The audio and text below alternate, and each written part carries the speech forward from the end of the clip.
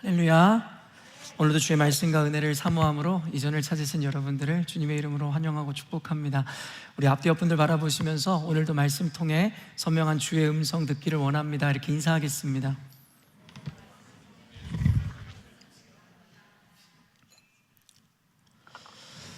여러분, 모두가 이견이 없을 것인데 기독교 신앙의 중심은 예수 그리스도이십니다.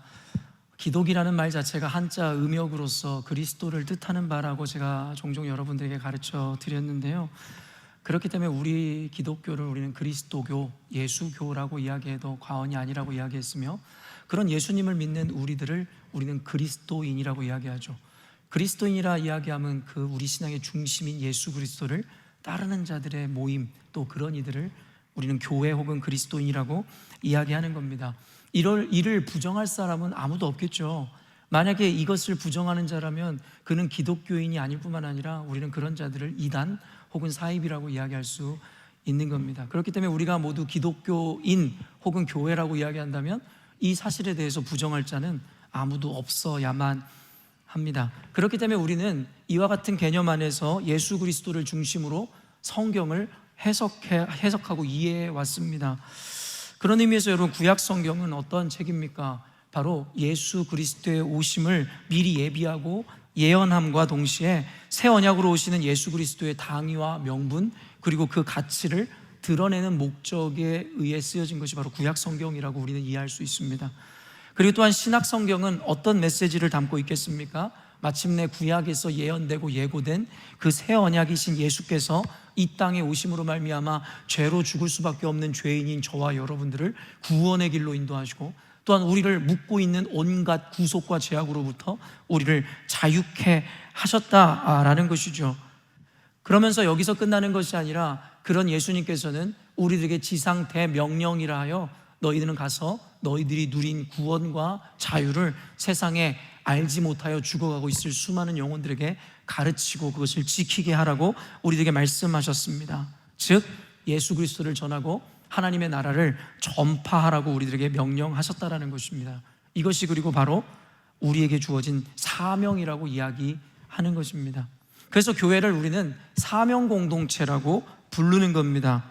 그리고 이것이 바로 교회인 저와 여러분이 이곳 가운데 존재하는 목적이고 이유가 되는 것입니다.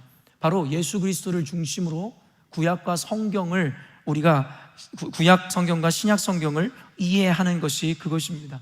그리고 여기서 끝나는 것이 아니라 신약 성경에서는 연이어 이 사명을 받은 사도들과 교회가 이 사명을 감당하기 위해 필연적으로 당할 수밖에 없는 어려움과 고난의 내용들을 그대로 적나라하게 우리들에게 보여주고 있는 것이죠.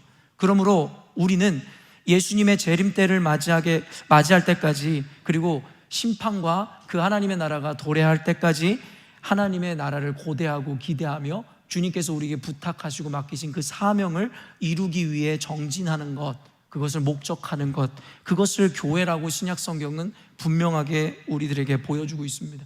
그렇기 때문에 우리들을 소위 노마드 혹은 나그네나 이야기하는 것은 이 세상에서 그 어떤 안정감을 누리는 것이 아니라 장차 오실 하나님의 나라를 기대함으로 이곳에 서선 주님께서 맡겨주신 그 사명을 감당하는 존재들, 그것이 바로 우리이고 교회라고 성경은 우리들에게 분명히 이야기합니다. 이것이 바로 신앙의 대략입니다. 제가 이 짧은 시간 동안에 여러분에게 기독교 신앙의 대략을 바로 다 설명해 드린 겁니다. 이것이 자세하게 여러분들에게 설명해 드린 것은 아니지만 전부를 여러분에게 내놓은 겁니다. 이 외에는 그저 양념이고 그것에 대해 추가되는 사항들 뿐이지, 이 외에는 그 어떤 가치도 성경에서 우리들에게 밝히 중요점으로 강조하고 있는 내용이 없습니다. 그 가운데 우리에게 주어지는 축복이나 번영 혹은 응답과 기적의 메시지는 지극히 작은 일부분에 불과할 뿐입니다. 그리고 또한 이 역시도 우리가 분명히 이해해야 되는 것은 아까 말한 그 사명을 감당하는 교회, 그런 자들에게라야 그 과업을 완수하고 사명을 완주하게 하기 위하여 주님께서 주시는 하나의 은혜일 뿐이라는 것이죠. 이 말인즉슨 하나님 앞에 아무런 사명의식도 이와 같은 예수 그리스도 중심 사고를 갖지 않고 있는 자에게 이와 같은 축복과 번영과 성경에서 이야기하는 기도와 응답과 기적의 메시지를 전해준다 하여 그에게 그와 같은 은혜가 임하는 것은 아니라는 겁니다.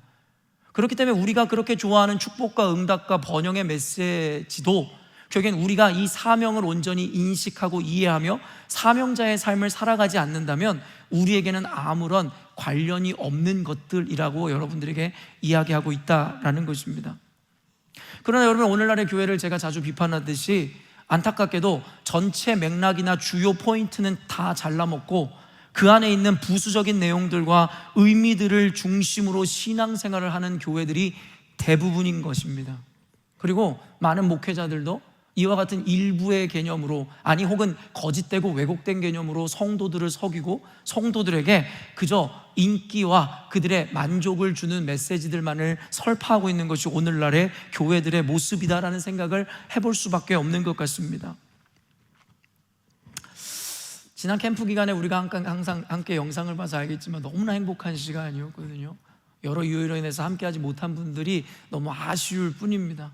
말 그대로 평생 기억에 남을 너무나 행복한 시간이었던 것 같습니다. 전도사님들과 사모님 더불어서 우리 선생님들 그리고 자원하여 섬기는 모든 분들의 수고로 인해서 정말 기쁘고 행복하고 아름다운 캠프였습니다라는 생각을 합니다. 저도 몸이 아파서 참여하지 못할 수도 있었는데 여러 우여곡절 끝에 참여해서 너무나도 행복한 시간을 보냈더랬습니다. 물론 그 이후에 후폭풍이 있긴 했지만 어쨌든 후회되지 않을 만큼의 행복한 시간이었습니다. 아이들은 야외에서 이루어지는 행사임에도 불구하고 체계적이고 조직적으로 아이들이 그 모임에 참여해서 안전사고 일어나지 않을 뿐만 아니라 모두가 골고루의 영향 있는 은혜를 누렸던 것 같고, 저 역시도 우리 성도님들과 평소에 나누지 않았던 이야기들, 깊이 있는 대화를 나눌 수 있는 너무나도 행복한 시간이었습니다. 그런데 저에게 더 의미 있었던 것은 무엇이냐면 그 캠프에 우리 앤드류랑 디에나가 함께 했다라는 것입니다. 어쩌면 다소 그들에게는 부담이 될 수 있는 모임이겠죠. 제가 외국인들의 모임 가운데 가는 것을 기피하고 꺼려하듯이 어쩌면 이들에게는 한국 커뮤니티가 모여있는 행사하는 곳에 온다라는 것이 너무나도 부담스러울 수도 있었을 것인데, 앤드류와 디에나가 함께 참여해서 저는 더없이 기뻤고, 그리고 우리 성도들이 영어를 잘하든 못하든 저마다 최선을 다해 그들을 챙겨주고 그들과 대화하려고 노력하는 그 모습에서 큰 감동을 느낄 수 있었습니다. 그러면서 집에 돌아와서 그런 생각을 했어요. 제가 그 캠프 기간에 지난 10년 동안에 이곳에 시드니에 있으면서 쓴 영어보다 더 많은 영어를 쓰지 않았을까 싶을 정도로 잘하지 못하는 영어지만 열심히 앤드류를 섬기고 그가 어색하지 않게 하기 위해서 계속 대화하는 시간을 가졌더랬습니다. 그러면서 집에 와서 생각하는데 그런 생각이 들었어요. 하나님께서 제게 주신 비전과 꿈을 다시 상기시키더라는 거죠. 여러분도 아시다시피 우리 열린문교회는 작은 공동체지만 우리에게 주신 분명한 목적과 목표가 있습니다. 그것은 바로 멀티 에스닉 그리고 멀티 컬처럴 처치를 지향하는 겁니다. 어떤 이들은 그렇게 물을 수 있어요. 목사님이 영어를 그렇게 유창하게 잘하는 것도 아니고 우리는 죄다 한국인인데 그런 비전이 가당키나 합니까? 물론입니다. 사람의 눈으로 볼 땐 그렇습니다. 저도 과연 그렇게 될지 인간의 눈으로 볼 땐 잘 모르겠습니다. 그런데 저에게는 인간의 눈으로 보는 관점과 우리의 상식보다는 하나님이 주신 꿈이기에 제 마음을 뜨겁게 하고 여전히도 꺾이지 않는 마음으로 하나님께서 그곳을 지향하게 하십니다. 그래서 집에 돌아와서 다시 영어 공부를 열심히 해야겠다라는 생각이 들었어요. 그래서 20년 전에 제가 퍼스에 청년 때 갔을 때 제가 영어 공부를 할 때 들었던 조엘 오스틴 목사의 설교를 다시 꺼내 들었죠. 언젠가도 여러분에게 소개해드렸지만 제가 이분의 설교를 영어로 듣는 이유는 이분의 영어가 클리어하고 딕션이 정확하며 그리고 많은 사람들이 듣게 하기 위해서 쉬운 영어를 구사하기 때문입니다. 그래서 20년 만에 다시 이분의 설교를 몇 편을 연달아 들었습니다. 여러분, 그런데요 20년 만에 듣는 그의 설교 깨달은 것 딱 두 가지 있습니다. 뭔 것 같으세요? 한 가지, 내 영어가 전혀 늘지 않았구나, 여전히도 잘 이해가 안 되는구나. 그리고 두 번째가 뭔지 아십니까? 이 목사님의 설교는 바뀌지를 않는구나. 굳이 이분의 설교를 듣는 것을 추천하지 않는다는 거 여러분 다 아실 거예요. 그런데 관심 있으시면 한번 이분의 설교를 찾아보세요. 그러면 설교의 주제와 제목이 모두 나열되어 있을 것인데 항상 비슷하고 동일합니다. 그리고 그것의 그 설교의 중심은 예수 그리스도가 아니라 항상 나라는 존재라는 것을 발견하게 됩니다. 그의 설교를 몇십 편은 넘게 들었을 겁니다. 그러나 그 가운데 예수 그리스도는 없습니다. 십자가는 없습니다. 아까도 이야기했지만 기독교의 중심, 우리의 신앙의 중심이 예수 그리스도이지만 그에게는 예수 그리스도를 입에 언급하거나 담거나 그 개념을 설명하지 않습니다. 종종 예수 그리스도의 이름을 등장시킬 때에는 예수 그리스도의 이름을 팔아 예수 그리스도의 이름으로 축복한다라는 유의 이야기밖에 없었습니다. 그의 설교에는 온갖 위로와 축복과 번영의 메시지들만 가득합니다. 무한한 긍정과 할 수 있다라는 메시지, 어쩌면 월트 디즈니에서 줄 수 있는 메시지들 같은 유로만 가득 채워져 있습니다. 십자가의 희생이나 그 의미와 가치, 그리고 특별히 우리에게 주어진 사명에 대한 설교 따위는 없습니다. 왠지 아십니까? 사명을 논하기 시작하면 성도들이 좋아하지 않으니까요. 그저 잘 되는 나, 긍정의 힘, 이렇게 믿으면 된다, 저렇게 해도 하나님은 당신을 버리시지 않는다, 이와 같은 유의 메시지들은 나에게 유익하나 사명을 말씀하시는 하나님의 말씀은 나를 불편하게 하는 것이기 때문이죠. 그렇기 때문에 그의 교회는 똑같은 메시지가 반복됨에도 불구하고 날이 갈수록 부흥하여 미국에서 제일 큰 교회를 이루었습니다. 저는 그러면서도 한 가지 신기한 게 있었어요. 성도들이 질리지 않나? 저 20년 동안, 적어도 내 인생에 있어서 20년 동안 저분의 설교는 조금도 바뀌지 않는데 성도들은 매주 그 설교를 들으면서 질리지도 않나? 어떻게 저렇게 열광할 수가 있지? 여러분, 누군가 그런 얘기 하잖아요. 칭찬 듣는 것은 질리지 않는다고. 우리 자매님들에게 누가 예쁘다고 이야기하는데 그걸 매일 10번씩 듣는다고 해서 질리는 사람이 있겠습니까? 그게 인간의 마음을 자극하고 인간의 관심과 흥미를 자극할 만한 요소들, 당신은 할 수 있습니다. 지치지 마십시오. 주님이 도와주십니다. 이런 이야기는 아무리 100번 1000번 해도 질리지 않는 모양이에요. 근데 제 설교는 어떻습니까? 예수 그리스도의 희생과 헌신, 그리고 사명에 대한 설교를 할 때마다 몇몇 분들은 직접적으로 저에게 그런 이야기를 하신 적도 있어요. 이제 그 사명에 대해서는 다 알겠으니까 다른 메시지를 좀 전해주시면 안 되겠습니까? 정말 그 사명에 대한 메시지를 알고 계십니까? 그러면 안다면 묻습니다. 그 사명을 감당하는 삶을 살고 계시냐라는 거예요. 성경에서 우리들에게 분명하게 전하는 메시지가 무엇입니까? 누구든지 나에게 주여 주여 하는 자마다 천국에 들어가는 것이 아니라 아버지의 뜻대로 행하는 자라야 천국에 들어갈 것이다 라고 말씀하시죠. 행위를 강조하는 겁니까? 그렇지 않아요. 믿음을 강조하는 겁니다. 근데 중요한 건 뭐예요? 그 믿음이 진짜인지 너희들의 실천과 삶으로 증명해내라고 이야기하는 것이죠. 그런데 우리가 사명을 충분히 이해했다고요? 목사님 이제 그만하셔도 될 것 같다고요? 그렇다면 살아내셔야죠. 인생에서 사명은 어디 갔습니까? 여전히도 우리가 갈구하고 갈망하고 우리가 추구하는 신앙은 무엇입니까? 오늘날에 아까 조엘 오스틴 목사와 같이 번영신학에 길들여져서 그저 퍼퓰리즘에 빠져 성도들이 듣기 좋은 이야기, 이스라엘, 북이스라엘에서 자행제 떴던 그 거짓 선지자들이 옳다 옳다 잘한다 잘한다 했었던 그 메시지들이 오늘날에 선포되어져 있고, 우리 역시도 그에 길들여져서 그것만을 바라고 원하고 갈망하는 신앙인들로 전락해버린 건 아닙니까? 어디에도 희생과 십자가의 가치는 없고 사명이라는 것에 대한 인식 따위는 없이 내 가족과 내 인생만 번영하고 잘 되면 된다라는 그 번영신학적인 개념으로 우리는 신앙이 그것이 전부인 마냥 채우고 있지 않냐라는 겁니다. 번영신학이라는 거 언젠가도 소개했지만 그들의 신앙의 목적은 단순합니다. 예수님을 믿어 내 인생이 축복받고 번영한다라는 겁니다. 이 신앙에 함정이 있습니다. 듣기엔 좋은 것 같지만 그와 같은 신학과 신앙의 중심에는 예수 그리스도가 계실 리가 없습니다. 그 신학과 신앙의 중심에는 오롯이 나만 있을 뿐입니다. 그리고 예수님은 등장하죠. 뭘 위해서요? 나를 위한 도구로 말입니다. 그러나 성경은 우리들에게 정반대의 개념을 이야기하죠. 주로 인하여 우리가 존재하며 그 주를 위하여 우리가 도구가 되었노라고. 근데 오늘날의 그리스도인들의 태도는 주객이 전도되어 유물론자들이 이야기하는 바와 같이 내가 존재함으로 주님께서 존재하는 것이고, 고로 신앙이라는 것은 곧 나를 위한 것이고, 예수님은 나를 위해 이 땅에 오셨으므로 결국에는 나의 번영과 축복을 위한 수단이어야 한다라는 개념이 오늘날의 교회와 성도들을 가득 채우고 있죠. 아니라고 여러분 이야기할 수 있습니까? 어떤 이들은 이런 저의 오늘날의 교회와 신앙인들에 대한 비판을 들으면서 뭐가 문제가 있냐라고 반문할지도 모릅니다. 그리고 심지어 어떤 이들은 저에게 이렇게 이야기할지도 모르겠어요. 조엘 오스틴 목사든 그와 같은 목사든 각자의 목회 비전과 방향성이 다른 거 아니냐, 김대영 목사님은 다른 목회 방향성과 그리고 비전이 있어서 이와 같지만 저분은 다른 목적과 방향성이 있으니 굳이 비판하거나 비난하지 말고 존중하고 인정하면 되지 않냐 라고 이야기하는 분이 계실지 모르겠어요. 여러분, 목회의 비전과 방향성의 차이나 다름은 어디까지나 같은 진리 안에 있음이 전제되어 방법이나 모양과 형태의 차이여야만 하는 겁니다. 애초에 전제되어야 하는 예수 그리스도와 그 십자가, 아까도 신앙의 대략을 이야기했지만 교회의 존재의 목적과 이유와 그 사명을 잃어버린 채로 그저 그 외의 모양과 방법을 추구하는 것은 다름이 아니라 틀림이다라고 규정하고 정죄할 수 있어야 된다는 겁니다. 이것은 목회적 방향이나 메시지의 차이가 아닙니다. 전혀 다르고 잘못된 길로, 그리고 목적을 향해 가는 것이죠.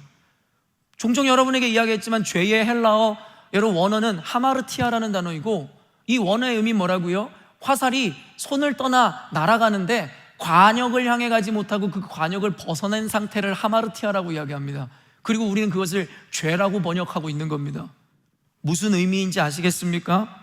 결국에는 다른 방향성과 다름의 문제가 아니라 이는 관역을 벗어난 완전히 잘못된 상태임을 이야기하는 것이고, 그것은 다름이 아니라 틀림이라고 이야기하는 겁니다. 그런 교회와 그런 사람을 존중하라고 성경은 이야기하는 것이 아니라 그런 이들을 정죄하고 그들을 멀리하라고 가르치는 것이 하나님의 말씀인 것이죠. 우리가 위로와 축복, 그리고 기도의 응답과 기적을 논할 때에도 여러분, 미리 전제되어야 되는 것이 있다라고 여러분에게 이야기했어요. 그것을 받아 누리기 위한 최소한의 자격과 조건이라는 것이 성경에는 분명히 있습니다. 그리고 오늘 본문은 그것을 분명하게 가르치고 있다라는 것입니다.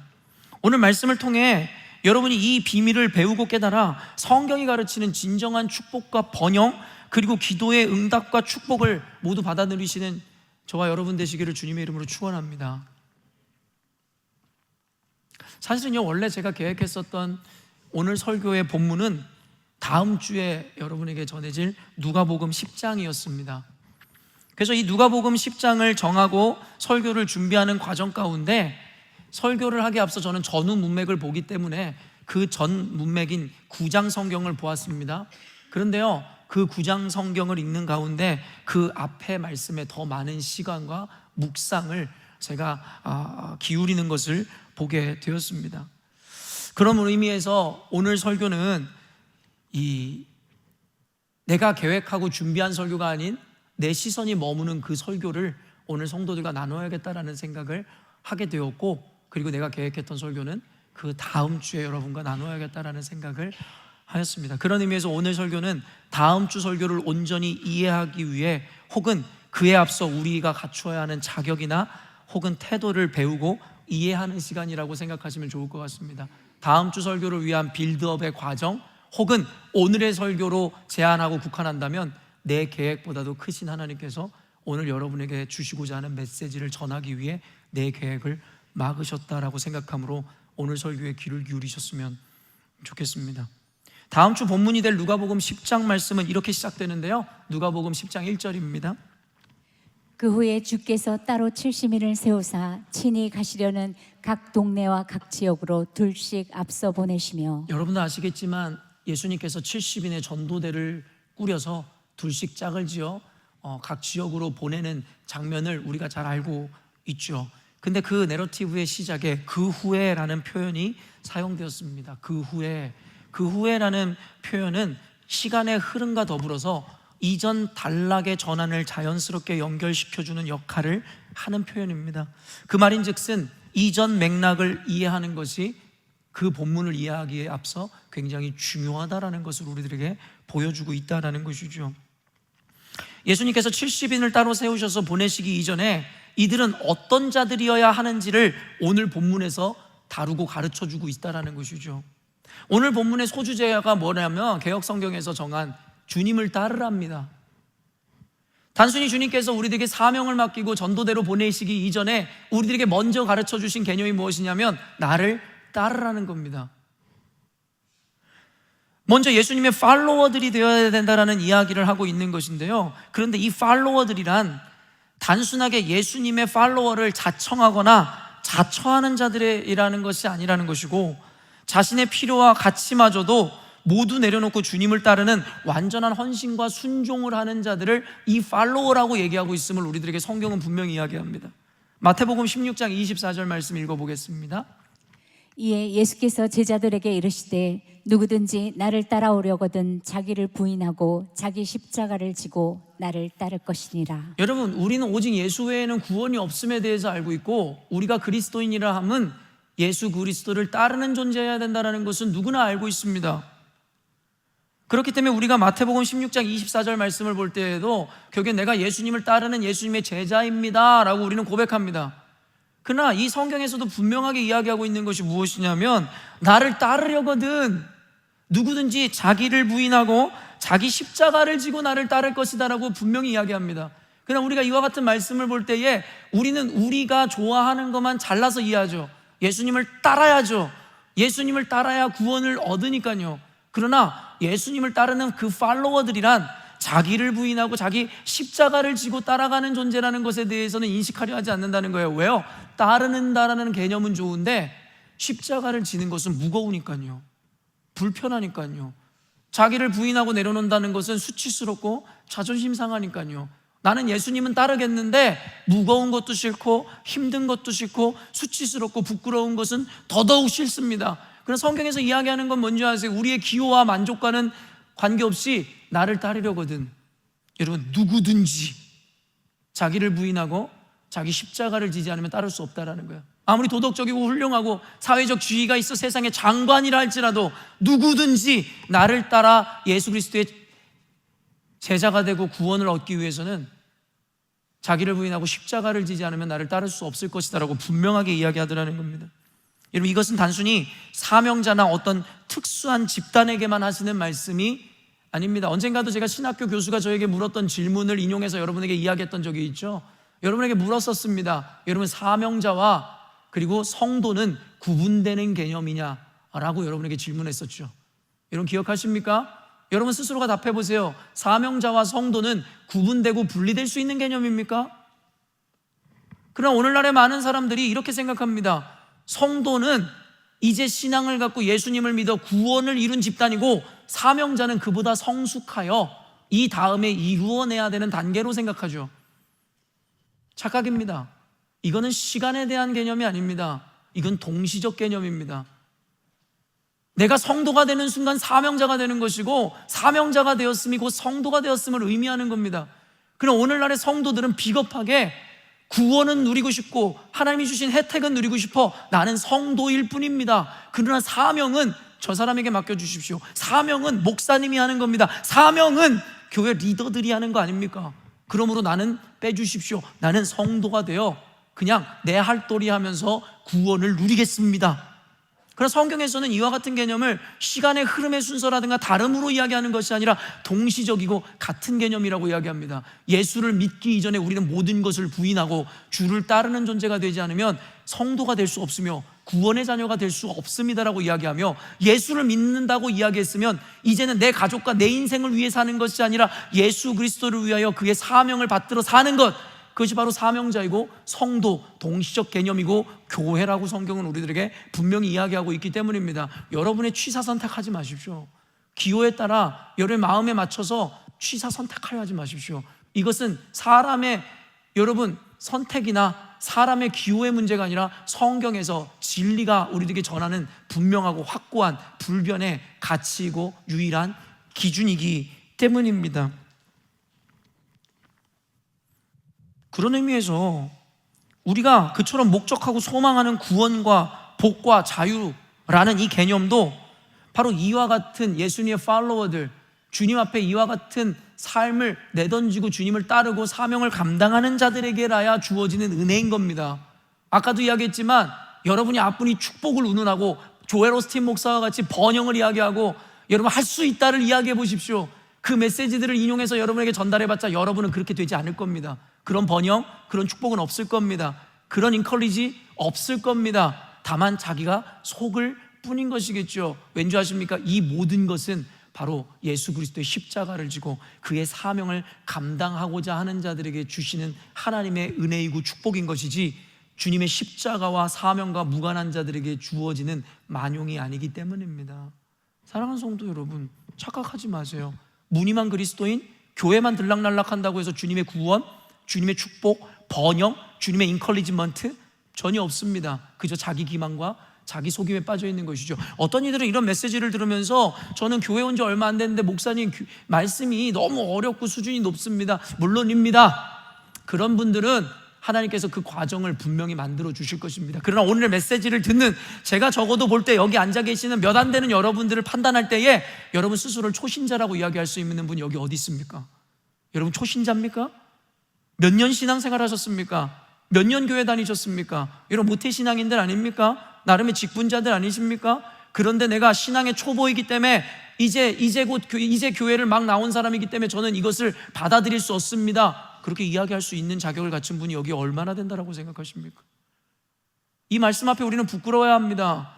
10년, 20년, 30년 모태신앙인으로 평생을 기독교인이라고 이야기해왔지만 내가 추구하고 지향하고 목적했던 것은 나의 번영과 내 가족의 안위와 내 삶의 응답과 내 삶의 축복일 뿐 하나님의 사명과 하나님의 목적 따위는 내 안중에도 없었다. 그것은 여러분 자랑이 아닙니다. 부끄러운 거죠. 무지함의 소추인 것이니까요. 기독교인이라고 이야기했지만 기독교를 알지 못하며 예수교라고 이야기하지만 예수는 전혀 중심에 없는 나 중심의 신앙을, 내 가족의 중심을. 아까 현훈자매의 기도에 참 감동이 있었습니다. 여러분, 자녀들을 우상들에게 살라 바치는 그와 같은 우상 숭배와 악행들이 이스라엘에게도 자행됐습니다. 그러나 오늘날에 내 자녀를 성공에, 내 자녀를 세상의 만족에 내던지는 것이 우상들에게 태워 제사로 드리는 것과 뭐가 다릅니까? 참 하나님, 참 예수 그리스도를 아노라고 이야기하면서도 그와 같은 그분의 목적과 사명에는 관심 없고 내 가족과 내 자녀들의 성공과 안위에만 관심이 있다면 그게 우상에게 내 자녀들을 팔아넘기고 태워 죽이는 것과 도대체 뭐가 다르냐는 말입니다. 오늘 설교 제목이 뜻하는 바와 같이 오늘 설교 제목이 말하는 것처럼 오늘 설교에는 새 놈이 등장합니다. 제가 놈놈놈이라는 영화 너무 재밌게 봐서 여러분에게 이를 착안해서 종종 이와 같은 개념을 설명하는데요, 성경에는 참 이와 같은 세 가지를 통해 전하는 메시지가 많아요. 그래서 설교자들 가운데는요, 이 삼지법이라는 것을 가르치고 배우는 분들이 있거든요. 설교를 할 때 어떤 논지를 세웠으면 그것에 적어도 세 가지 이상의 서포트가 있어야 그 논지가 더욱 클리어하고 명확하다. 그래서 많은 목회자들 초보 때에 설교법으로 이 삼지법을 모두 택하곤 합니다. 그것이 절대적인 법칙은 아니지만 그만큼 세 가지 서포트가 있을 때 그 논지가 분명해진다라는 개념이고, 예수님도 이를 알았는지 그 레토릭으로 우리들에게 세 가지 군상들 혹은 세 가지 상황들을 통해 우리들에게 그 성경에서 전하고자 하는 논지를 전하는 상황들이 참 많습니다. 그래서 그를 착안해 저는 놈놈놈이라고 이야기합니다. 세 가지 다른 군상들을 통해 우리에게 전해주시고자 하는 메시지들이 오늘 본문에 등장하죠. 그런데 놈은 여러분 남자를 낮잡아서 이르는 말이라는 거 여러분 알고 계시잖아요. 그래서 목사님 조금은 부정적인 뉘앙스로 놈이라고 이야기하는 표현은 자제하시는 것이 낫지 않겠습니까? 라는 얘기를 하는 분이 꼭 계실지 모르겠지만 맞습니다. 오늘 성경에 예수님의 부르심을 입은 혹은 예수님을 따르겠다라고 이야기하는 그 자들은 모두 여러분 놈에 해당되는 자들이었습니다. 왜요? 그들은 예수님을 따르겠노라고 이야기하고 그 부르심을 입었지만 그 부르심에 합당한 자들의 모습을 보여주고 있지 않기 때문이죠. 그런 의미에서 조금은 부정적으로 해석되고 이해될 수 있는 그 새 놈을 여러분에게 소개함으로 오늘 우리에게 주신 하나님의 메시지를 함께 나누고자 하는 겁니다. 누가복음 9장 57절 말씀입니다. 길 가실 때에 어떤 사람이 여짜오되 어디로 가시든지 나는 따르리이다. 여러분, 첫 번째 놈이 등장합니다. 어떤 자가 예수님에게 이렇게 말씀하죠. 예수님, 어디를 가든지 내가 예수님을 따르겠습니다. 예수님이 먼저 부른 게 아니라 자신이 스스로 자청하고 자처하여 예수님의 팔로워가 되겠노라고 이야기하는 겁니다. 목사님, 예수님의 부르심에 응한 것 정도가 아니라 예수님을 스스로 따르겠다라고 고백하는 저 사람이 어떤 놈입니까? 왜 나쁜 놈입니까? 라고 생각할 수 있을지 모르겠지만 여러분, 우리가 먼저 생각해 보아야 되는 것은 저자가 예수님을 따르겠노라고 이야기는 하고 있지만 어떤 목적에 의해 예수님을 따르겠다라고 이야기하고 있는지는 우리가 모른다라는 거죠. 그런데 여러분, 상황과 정황상 우리가 이해할 수 있는 것이 있어요. 또한 문맥으로 이해할 수 있는 두 가지 요소가 있는데요, 먼저 상황상 정황상 이해해 본다면 그의 목적이 순전하지 않았을 확률이 높습니다.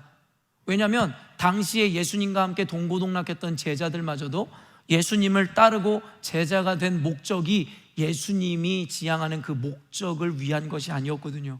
그저 자신들이 예수님이 정치적 메시아로 오심으로 로마 군대를 물리쳤을 때 그곳에서 한 자리를 차지하고자 하는 욕망으로 예수님을 따랐다는 것을 우리는 모두 알고 있죠. 그런 의미에서 제자들마저도 그러하였을진데 그 이름조차 알려지지 않은 그 누군가가 예수님을 따른다 할 때에는 그 목적이 선한 동기일 확률이 적다라는 거죠. 예수님은 당시에 비범한 인물이었습니다. 그의 가르침은 바리새인들 것과는 달랐다라고 이야기하고 있으며 예수님이 가는 곳마다 기적을 베풀었습니다. 그러다 보니 예수님의 제자를 자처하는 자들이 많았습니다. 그러나 그들의 목적은 늘 다른 곳을 향하고 있었죠. 이것이 바로 상황과 정황에 의해서 추리할 수 있는 부분입니다. 그러나 이보다 더 강력한 것이 무엇이냐면 그 이후에 문맥을 보아 알아야 한다는 것이죠. 그런 그에게 예수님께서 찬물을 끼얹게라도 하듯이 이와 같이 응답하시는데요, 58절 말씀 한번 읽어보도록 하겠습니다. 예수께서 이르시되 여우도 굴이 있고 공중의 새도 집이 있으되 인자는 머리 둘 곳이 없도다 하시고. 여러분, 우리는 예수님의 의도를 읽을 수 있습니다. 왜냐하면 예수님은 사람의 중심을 꿰뚫어 보시는 분이거든요. 그래서 그의 질문 혹은 그의 이와 같은 고백 가운데 예수님의 답변을 보면 그의 의도와 목적이 무엇이었는지를 보는 것은 그리 어렵지 않습니다. 예수님을 따르겠다라고 하는 그 누군가에게 예수님의 답변은 무엇이냐면 여우도 굴이 있고 공중의 새도 집이 있으나 인자는 머리 둘 곳이 없다라고 말씀하십니다. 무슨 의미입니까? 세상의 하찮은 미물들조차도 각 제집이 있어 그의 안식처가 있는데 인간의 유대의 왕으로 오신 예수님, 여러분, 메시아인 그분께서는 편히 쉴 곳이 이 세상 가운데 없다라고 말씀하시는 거죠. 여러분, 이 답변으로 보아 그 사람이 기대한 것이 무엇인지 알겠습니까?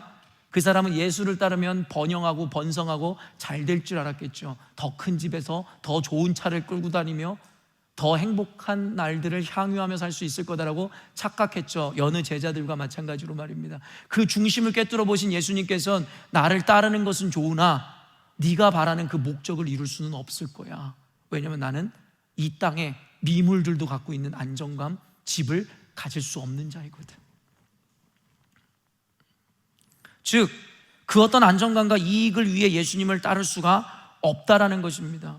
그는 먼저 자원하여 예수님을 따르겠노라고 이야기했지만 그 마음의 의도와 목적은 예수님이 지향하고 가시고자 하는 곳을 향하고 있지 않았다라는 것이죠. 이는 흡사 예수님이 오시는 그 나라에서 임할 그 나라에서 그 자리를 놓고 다투고 분노했던 제자들의 모습을 연상케 합니다.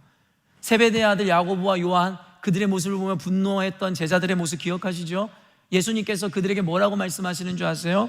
너희들이 구하는 것이 무엇인지 너희들은 알지 못하노라고 이야기했죠. 바로 첫 번째 등장하는 놈이 그 놈입니다. 첫 번째 등장하는 이 놈은 바로 잘못된 목적을 위해 예수님을 따르는 놈입니다. 오늘날의 교회의 모습 가운데 이와 같은 놈들이 많은 것이겠죠. 모두가 교회에 나와 있습니다. 모두가 예수를 믿는다 이야기합니다. 모두가 그리스도인이라고 이야기합니다. 그러나 그들의 목적은 주님이 지향하는 목적 따위엔 관심 없죠. 내가 바라고 원하는 이야기를 듣고 싶어하고 위로와 격려를 받고 싶고 내 가족이 번영하고 번성하는 것에만 관심이 있죠. 예수 믿어 기도하면 내 비즈니스가 잘 되지 않을까? 예수 믿어 기도했더니 내가 원하는 대학에 가지 않을까? 예수님을 믿었더니 내가 좋은 배우자와 결혼하지 않을까? 예수를 믿었더니 내 자녀들이 잘 되지 않을까? 이런 놈들이 첫 번째 등장하는 그 놈과 같은 놈이라고 성경에서 이야기하고 있는 것이죠. 그리고 두 번째 어떤 놈이 등장합니까? 누가복음 9장 59절입니다. 또 다른 사람에게 나를 따르라 하시니 그가 이르되 나로 먼저 가서 내 아버지를 장사하게 허락하옵소서. 또 다른 놈은 누구냐면 아까는 스스로 자청했던 것과는 다르게 예수님께서 꼭 집어 너는 나를 따르라 라는 그 부르심을 입은 놈이었습니다. 여러분, 이와 같이 다양한 사람들이 등장하는 것은 아까도 얘기했지만 예수님을 따르는 혹은 예수님의 부르심을 입은 자들, 교회와 성도 가운데 이와 같은 다양한 군상들이 있을 거다라는 것에 대한 비유라고 저는 생각합니다. 그래, 여러분이 적용해 보십시오. 그가 예수님 앞에 부르심을 입었을 때 그가 뭐라고 이야기합니까? 먼저 가서 자신의 아버지의 장례를 치르게 해달라고 허락하고 있더라는 것입니다. 여러분, 생각해 보면, 상식적으로 보면 그렇게 대단한 요청을 하고 있는 거 아니잖아요. 그리고 예수님을 안 따르겠다가 아니잖아요. 가서 먼저 내 아버지가 돌아가셨으니 그 장례만 좀 치르고 오게 해달라고 이야기하는 것이잖아요. 여러분, 당시 유대인들에게 있어서 여러분, 한 주석가가 이야기하는데요, 저는 이 주석이 맞는지는 모르겠어요. 그냥 주석가의 이야기를 인용해서 여러분에게 전해드리면, 당시 유대인들에게 있어서 주군이에 대한 예우를 갖춘 장례식은 가정적, 종교적, 사회적 영역에서 매우 중요한 의무 가운데 하나였다. 그래서 심지어 그들의 장례의 의무는 율법을 공부하는 일, 성전에서 예배하는 일, 유월절 제사, 할례를 시행하는 것보다도 더 우선권을 가졌다고 한다. 이것은 한 역사가 혹은 주석가의 이야기인데 저는 그렇게 극하게 동의가 되진 않아요. 왜냐하면 유대인들은 성전 중심 사상, 율법 중심 사상, 할례 중심적인 사상을 갖고 있는데 장례가 그것보다 더 먼저 의무화됐다는 것을 동의하지는 않지만, 일단 여러분에게 그 주석가를 인용해서 이야기하면 어찌되었든지 간에 장례는 그만큼 유대인들에게 중요했다라는 겁니다. 이게 단순히 유대인들에게만 중요합니까? 우리에게는, 어떻게 인간에게는 모두 중요한 거 아니에요? 부모의 장례조차 치르지 않는 자는 천륜을 어기는 배은망덕한 자 아니겠습니까? 근데 여러분, 그와 같은 당연한 요청을 하는 거예요. 그러면 우리의 상식엔 예수님께서 그래요, 어여 갔다 와, 얼른 장례 치르고 와서 나를 꼭 따라라, 이렇게 말씀하실 것 같은데, 뒤이어 이어지는 60절 말씀 한번 읽어보도록 하겠습니다. 이르시되 죽은 자들로 자기의 죽은 자들을 장사하게 하고 너는 가서 하나님의 나라를 전파하라. 여러분, 얼마나 서운한 말씀입니까? 내 아버지 장례를 치러야 된다는데 죽은 자의 장례는 죽은 자에게 치르라고 하시고 너는 그냥 당장 나를 따라서 그 사명을 감당하라 이야기하니 얼마나 서운합니까? 만약에 성도님들 가운데 부모님이 언젠가는 맞이하게 될 일이니까 그 상을 맞아서, 목사님, 제가 교회에서 여러 가지 직분이 있지만 이번에 부모님 장례를 치르기 위해서 한국에 잠깐 갔다 와야 될 것 같습니다 라고 저한테 말씀하실 때, 제가 성도님, 죽은 자의 장례는 죽은 자에게 치르게 하시고 당신은 지금 맡겨진 교회의 사역에 집중하십시오, 그렇게 얘기하면 여러분 마음이 어떻겠어요? 다 교회 떠날 거 아닙니까? 그리고 당연하게 저도 어여 다녀오세요, 얼마나 상심이 크십니까? 가셔서 빨리 장례 잘 치르고 충분히 머물다 돌아오십시오, 이렇게 저도 이야기할 거예요. 그게 상식이지 않습니까? 그런데 저 같은 자도 갖고 있는 상식을 예수님이 갖고 있지 않았을까요? 저 같은 자도 갖고 있는 효심을 예수님이 갖지 않아서 천륜을 어기는 것과 같은 이와 같은 말씀을 하실까요? 사실은 이에 대한 답변에 대한 다양한 전통적인 해석과 이 견해가 있습니다. 간단하게 설명해 드리면, 결국에는 예수님이라는 가치, 그 사명의 가치가 자신이 가장 소중하게 여기는 그 가족, 그 어떠한 의무의 가치보다도 비교할 수 없는 중요하다라는 것을 은유적으로 가르쳐 주시기 위한 예수님의 답변이었을 것이고, 가족이라는 것은 늘 대표 명사로 쓰이지만 우리 인간에게 있어 가장 소중한 가치이기 때문에 가족을 이야기했을 뿐, 결국에는 그 어떤 인간의 가치보다도, 그 어떤 인간의 의무보다도 하나님의 존재가, 하나님의 사명이 비교할 수 없을 정도로 가치롭다라는 것을 우리들에게 은유적으로 설명하기 위한 답변이었다라고 생각할 수 있는 거죠. 그래서 예수님께서 누가 내 어미이고 누가 내 형제냐라고 이야기했었던, 천륜을 어기는 것만 같았던 그 발언도 예수님이 배은망덕하고 불효막심한 자여서가 아니라 우리들에게 전하고자 하는 메시지가 있었습니다라고 우리는 모두 배워왔습니다. 그리고 아까도 이야기한 바와 같이 이 가치뿐만 아니라 예수님을 따르는 일은 그 가장 기본적이고 중요한 의무를 수행하고 지키는 것보다 더 큰 가치와 의무의 의미를 갖고 있다는 것을 대조를 통해 우리들에게 가르쳐 주심이라고 볼 수 있죠. 이와 같은 해석이 전통적인 해석입니다. 그런데 저는 이번에 이 말씀을 보면서 어떤 놈을 생각했냐면, 단순히 이 전통적인 해석에 의한 해석이 아니라 내가 주목해 본 것은 즉시의 개념이었습니다. 여러분, 바로 주저함 없이 하나님 앞에 즉시 순종할 수 있어야 한다는 겁니다. 그 어떤 중요한 일이 있다 할지라도 말입니다. 이것이 예수님을 따르는 데 있어서 정말 중요한 개념임을 알아야 합니다. 여러분, 사실은 마가복음에 등장하는 자주 표현되는 말이 있어요. 아마 기자인 마가는 의도적으로 이 말을 계속 사용했을 겁니다. 그게 뭐냐면 곧바로, 즉시로라는 말입니다. 의도가 무엇이었습니까? 바로 하나님 말씀과 하나님의 나라의 그 사명을 받들어 모심에 있어서는, 그 믿음에 있어서는 바로 이 시급성이 강조된다는 것을 우리들에게 보여주기 위한 게 마가복음 기자의 의도인 것입니다. 하나님을 믿는 믿음, 사명에 대한 순종, 이것은 바로 그 즉시 이루어져야 되는 개념이라는 것을 우리들에게 이야기하고 있다는 것이죠. 여러분, 우리의 믿음과 결단을 방해하는 것, 우리의 사명 감당을 방해하는 요소들, 그 핑계가 뭔지 아세요? 바로 내일입니다. 그리고 다음에입니다. 여러분, 내일 혹은 다음에라는 말은 그냥 하지 않겠다라는 말과 똑같은 거예요. 예전에 우리 부모님에게 교회 가자고, 예수님 믿으라고 이야기하면 우리 부모님이 늘 그 거절 의사를 어떤 표현으로 여러분 표현했어요? 다음에, 내년에, 다음에 여유가 생기면. 여러분, 우리들에게 다음이란 건 없습니다. 누군가가 이런 이야기를 해요. 다이어트는 내일부터라고. 다이어트를 내일부터래요. 그러면 그 옆에서 듣고 있던 사람이 그런 얘기를 하잖아요. Tomorrow never come. 그 내일은 오지 않는다는 거예요. 그럼 매일과 같이 다이어트를 해야겠다라고 결심하지만 그 내일로 미루어진 그 내일은 오지 않는. 그러니까 여러분, 수년째 다이어트가 여러분 목표잖아요. 맨날 새해가 맞아들면 이번에 다이어트, 자매들 특히 몇 킬로 감량 이루신 분 몇이나 되십니까? 그러면서 여러분 또 연말이 오면 나 내년에는 꼭 이룰 거야. 그렇게 지금 5년, 10년을 허송세월 보내는 거죠. 여러분, 내일, 모레, 다음에, 그건 그냥 안 하겠다는 것과 동일한 거죠. 우리의 믿음의 순종은 즉시 이루어져야 됩니다.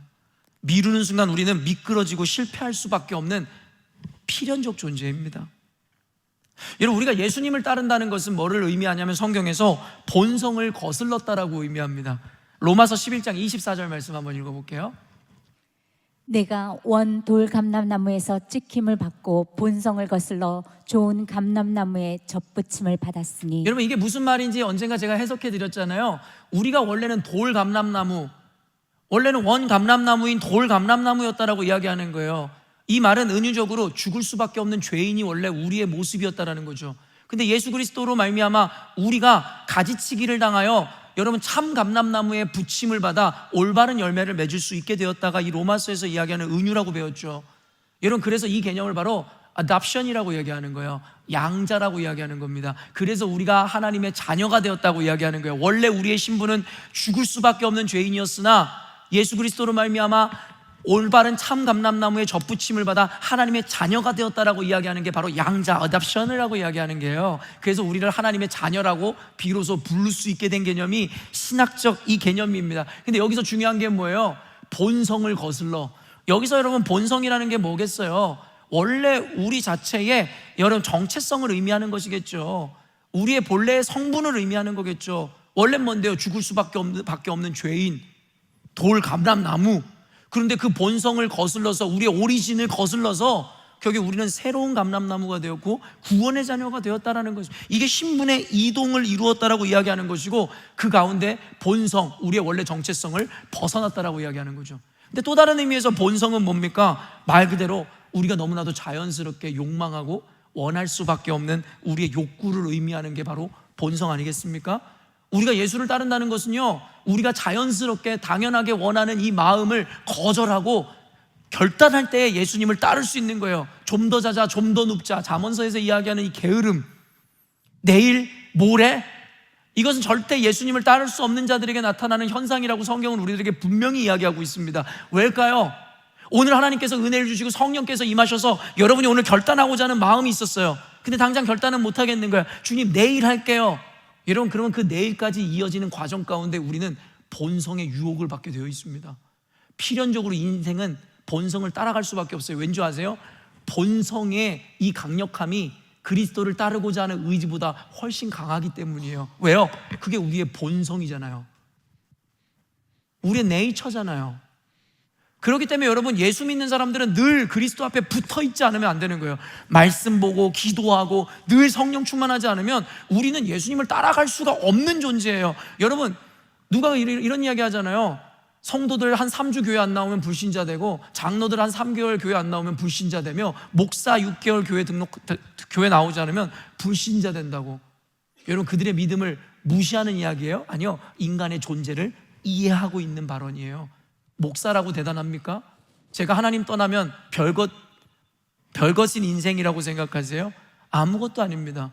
저 역시도 교회 안 나오고 몇 주만 몇 달만 여러분 그냥 아무렇게나 살아가면 저 예수님 부정하고 부인하고 교회 떠날 수 있는 사람이라고 저는 생각합니다. 왜요? 내 본성의 욕구가 훨씬 강하다는 걸 전 알고 있어요. 그래서 몸을 쳐 복종하고 날마다 교회 나오고 기도하고 말씀 봐서 내 본성을 거슬러서 끝까지 창 감람나무에 붙어 하나님의 구원을 이루고자 하는 것이 교회입니다. 일주일에 한 번 구색 맞추기 위해 교회 나온다고 우리의 신앙을 지킬 수 있다고요? 그래서요. 열매가 뭔데요? 한 주간 여러분 그리스도인답게 살아가십니까? 사명자로서 살아가십니까? 본성을 거스르고 이기면서 살아가십니까? 아니잖아요. 세상의 요구와 만족과 세상의 자랑을 위해 살아가잖아요. 그러자 구색 맞추기 위해 일주일에 한 번 나와 교회에서 예배드려 구원은 누리고 세상에서의 성공도 다 누리고, 예수님이 언젠가 여러분 심판대에 섰을 때 반드시 오시는 그 예수님 앞에 섰을 때 정말 당당하십니까? 당당할 수 있는 존재가 어디 있어요? 그러나 그럼에도 불구하고 한 달란트 묻어놓은 그 게을렀던 종과 같은 모습으로 주님 앞에 서지는 말아야죠. 주님 부족하지만 이만큼 남겼습니다. 주님 부족하지만 최선을 다했습니다 라고 할 수는 있어야 되지 않을까요? 그런데 저와 여러분의 모습이 그러냐고 묻고 있는 겁니다.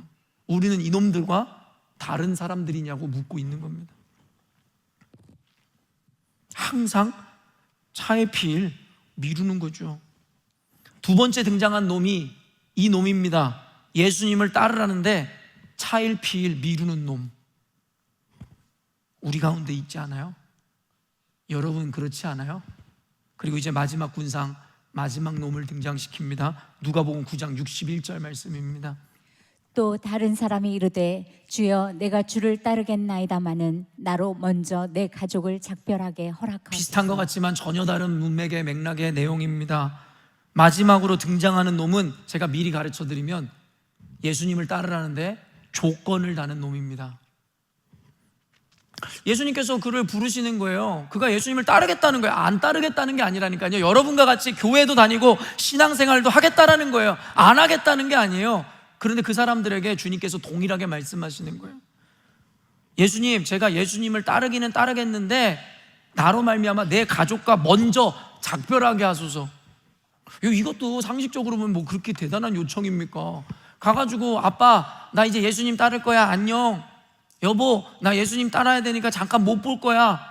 이게 뭐가 그렇게 어려운 일이라고 그 요청을.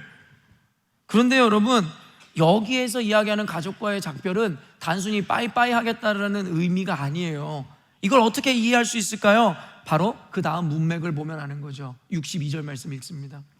예수께서 이르시되 손에 증기를 잡고 뒤를 돌아보는 자는 하나님의 나라에 합당하지 아니하리라. 이게 무슨 생뚱맞은 답변이에요? 사실은 말이 안 되잖아요. 내가 아버지에게 가족에게 작별 인사하고 오겠다라고 얘기하는데 예수님 뭐라는 거예요? 손에 쟁기를 든 자는 하나님의 나라야. 이게 무슨 뚱딴지 같은 말씀입니까? 여기서 우리의 의도를 보는 거죠. 여기서 내 가족과 작별을 하겠다라는 의미는 뭐냐면 가족에 대한 염려를 드러내는 거예요. 내가 떠나고 났을 때 내 자녀와 내 아내, 내 부모가 맞이하게 될 여러분 그 어려움들, 그 염려, 그 근심을 이야기하는 거예요. 그래서 예수님을 당장 따르지 못하겠다라는 거죠. 여러분, 당시 대부분의 생계는 농업이었다라는 것을 우리가 생각해 봐야 돼요. 쟁기는 바로 농경사회, 농경문화를 대표하는 하나의 도구인 거죠. 쟁기를 손에 잡는다는 건 생계를 이어가겠다라는 의미이고, 그가 가족과 여러분 작별을 하게 해달라는 것은 가족을 위해 경제적 자립과 충족을 이루고자 했었던 마음이다라는 것을 우리가 해석해낼 수 있어야 된다는 것이죠. 즉 가족의 생계를 염려하여 또한 일에 집착하여 예수님을 따를 수 없다라는 거죠. 그와 같은 자는 예수님의 부르심에 합당하지 않다라는 거예요. 또한 중의적인 의미에서 예수님의 의도는 무엇이었을까요? 당시가 농경사회였다라는 것을 고려할 때 그리스도인들의 가장 중요한 잡은 단순히 농사를 짓고 먹고 사는 문제가 아니라 하나님의 사명을 감당하는 일이다라고 우리들에게 가르치는 거 아니겠습니까? 여러분 다 직업이 있으시죠? 세상에서 나름의 전문 또 나름의 성공을 이룬. 근데 여러분 그게 여러분의 메인 잡이라고 생각하시나요? 아니잖아요. 우리 존재의 이유, 목적, 예수를 만난 이후에 하나님께서 우리에게 말씀하심, 그건 사명입니다. 주를 위해, 교회를 위해, 세상의 영혼을 위해. 그저 우리가 갖고 있는 그 프로페셔널한 잡은 아르바이트입니다. 그리고 그 일을 이루기 위한 수단입니다. 근데 오늘날의 성도들의 모습은 어떻습니까? 주객이 전도되어 내가 갖고 있는 잡은 메인이고 교회에서 맡겨진 사명은 나에게는 아르바이트. 그래서 시간이 있거나 돈이 되고 여유가 되면 하는 일, 그 정도로 치부하는 거 아닙니까? 삶에 어려움이 생기면요 가장 먼저 그만두는 게 뭔지 아세요? 교회 사역입니다. 제가 성도들에게 제일 듣기 싫은 말이 뭐냐면 내려놓겠다는 거예요. 뭘 내려놓겠단 말입니까? 그러면서 일 그만두겠다는 얘기는 안 하죠. 직장 그만두겠다는 얘기는 안 하죠. 제가 여러분에게 일하지 말라는 겁니까? 직장 그만두라는 이야기입니까? 아니죠.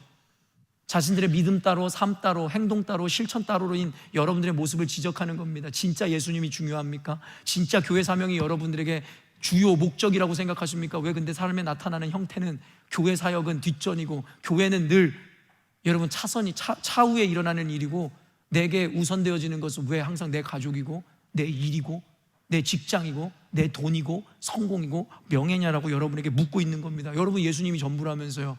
우리 존재의 이유는 사명이라면서요. 그것을 야고보서에서 뭐라고 이야기하는 건지 아세요? 거짓된 믿음이라고 얘기하는 거예요. 그와 같은 믿음을 죽은 믿음이라고 야고보서에서 이야기하고 있는 거예요. 너희들의 행함으로 증명해내지 못하고 실천으로 보여주지 못하는 거짓된 믿음을 우리가 이야기하고 있다고 야고보서에서 지적하고 있다라는 것입니다. 오해하지 마십시오. 일을 하지 말라는 것도 아니고 가족을 내몰라라 내팽개치라는 말은 더더욱 아닙니다. 다만 이를 통해 오늘날의 교회인 저와 여러분에게 전하시고자 하는 그 메시지에 주목하라는 것입니다. 여러분, 우리는 주님의 부르심 앞에 이것저것 조건을 붙입니다. 이것만 해결되면, 이렇게만 해주시면, 또한 핑계를 댑니다. 시간이 없어서, 아직은 일이 바빠서, 밀린 대출만 다 갚으면. 여러분, 제가 여러분들에게 여러 임상을 통해 분명히 경험한 거 여러분에게 확정하여 가르쳐 드려 볼까요? 제가 진짜 확신해서 여러분에게 가르쳐 드릴게요. 그런 이들에게 이와 같은 시간은 절대 오지 않습니다.